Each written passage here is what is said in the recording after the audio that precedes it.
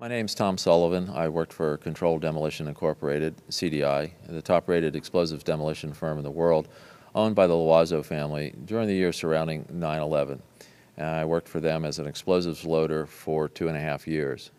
As an explosives loader, my job was to place explosives in the buildings to prepare them for demolition.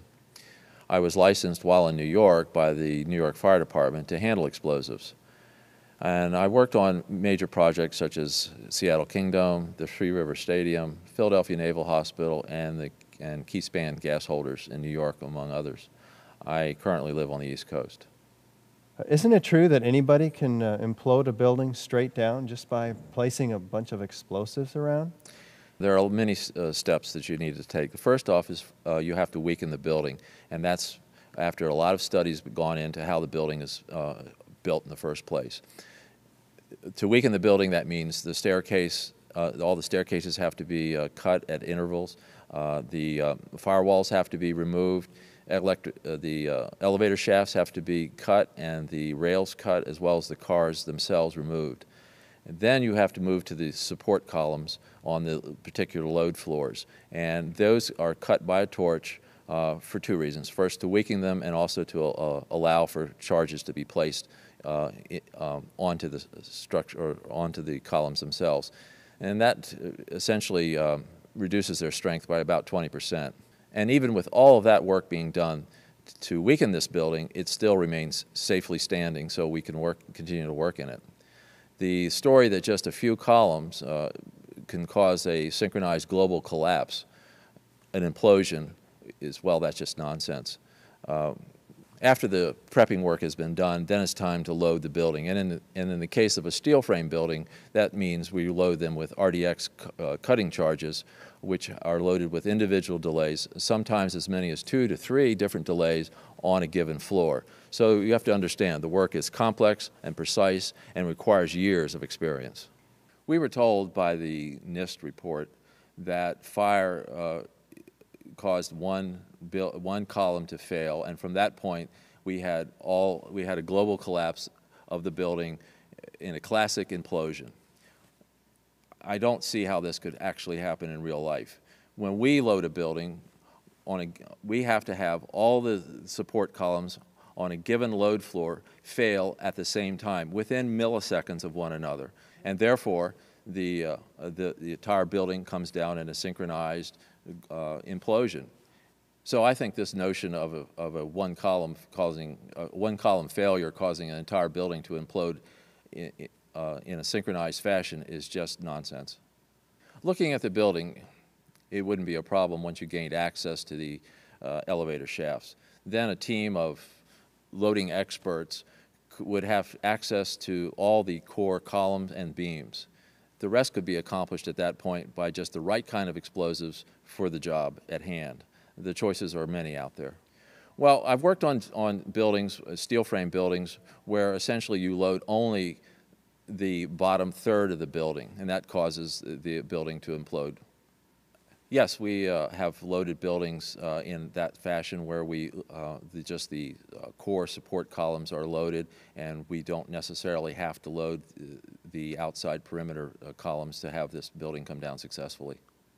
With steel frame buildings, you don't have to load all the floors to have a successful implosion. Only the bottom third of the building needs to be loaded to have a successful implosion. For instance, I worked on a building in Hartford, Connecticut, the CNG building, where we did just that. You wouldn't need miles and miles of det cord. You could have used wireless remote detonators, and they have been available for years. You need to only look at an action movie to see them in use, and of course the military has them as well. Contractors don't use them, on the other hand, because they're just too expensive. Well, you wouldn't have found steel casings to be left in the rubble. They haven't been used for years. What we use now is RDX copper-jacketed shape charges, and when they're initiated, there's nothing left of those charges. And in the case of thermite, well, thermite self-consuming cutting charges have been around since they first patented in 1984. So there would be nothing left in the debris pile except some residue of molten iron. Well, the key word here is controlled demolition, and I emphasize the word controlled. We use careful placement of the charges. They're always focused and precise. And we're just not talking about setting off a bomb here. Plus, the amount and type of explosives can pretty well take care of any collateral damage. With any implosion, you don't hear one massive boom sound. What you do hear is smaller explosions going off, which leads up to the implosion of the building. Mr. Sunder of NIST has said that you would, if this had been a controlled demolition, you would have heard a large, massive bomb going off, a big boom. He says what in reality happens with a controlled demolition is you hear a successive, progressive, smaller waves of smaller explosions going off, and that leads to the successful implosion of the building. In the case of thermite cutting charges, you would have heard far less noise since they are worked by thermal heating, melting of the steel, rather than an explosive cutting as in RDX charges. Now, regarding the criticism that this couldn't have been a controlled demolition because the building apparently exhibited a bit of lean as it came down, well, in my experience, this isn't exactly precise. The buildings can lean a bit as they come down with any implosion. I knew from day one that this was a controlled event. And why I did that is because simply looking at Building 7, you have a sudden collapse of the building. It's fairly symmetrical as it comes down. There's the classic kink, which means that the center core fails first, and you can see that on the video, and the building falls near free fall. So I really honestly didn't believe this from day one, because this is the way buildings classically come down with a controlled demolition. I want to emphasize that I in no way represent CDI, and what I have to say is based solely on my own working experience and training while working for them. This NIST report is very suspect because I would have expected in a classic implosion, as I've seen numerous times, is the core to fail. Essentially, what I'm saying is the core, I would expect the center of the building to start moving first. And then as the implosion progresses, then the sides come in, then the rest of the building is involved. So this idea that it's started on one side and all of a sudden the core starts moving at this, as this thing progresses is just doesn't make sense. What I saw, it was a classic implosion. The center of the core, the penthouse area, starts to move first, and then the building follows along with it.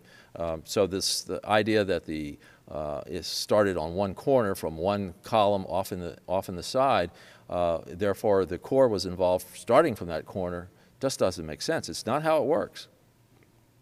Well, again, if you listen to the testimony of people on the ground, they're reporting exactly what I would have expected. I mean, I've been to all the implosions that when I was working at CDI. Again, as you point out, I photographed them. And what you hear is waves of explosions going off, not one massive big boom, but you hear boom, boom, boom, boom, boom. Go back and listen to the tapes of the police officers and people on the ground and the firemen as well. They're reporting exactly what I would expect. You're hearing boom, boom, boom, boom, boom as these different floors start to fail. So again, what I'm hearing from what people were there is exactly what I would have expected. You don't break glass. So collateral damage, windows breaking for blocks around, that kind of thing, it just doesn't happen if it's a controlled demolition.